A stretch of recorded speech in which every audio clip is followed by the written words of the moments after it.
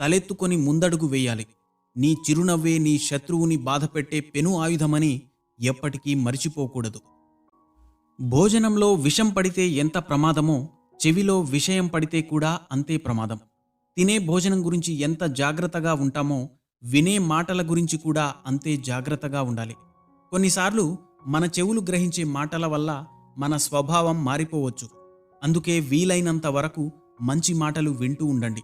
మంచి చెప్పేవారిని గౌరవించకపోయినా వారి మాటల్లో మంచిని మాత్రం గ్రహించండి. చాడీలు చెప్పేవారికి మాత్రం దూరంగా ఉండండి. ఎందుకంటే ఇతరుల గురించి మీకు చెప్పిన వాళ్లే రేపు మీ గురించి ఇంకొకరికి చెడుగా చెబుతారు. మానసిక పరిపక్వత అందరికీ అవసరం. ఒక వ్యక్తి మీ మనస్సును గాయపరిచినప్పుడు తిరిగి మీరు కూడా వారిని గాయపరచకుండా వారి యొక్క పరిస్థితిని అర్థం చేసుకోవడానికి ప్రయత్నించడమే మానసిక పరిపక్వత. ఎవరు ఎంత చేసినా ప్రపంచంలో వెలకట్టలేని సంపదలు రెండే రెండు.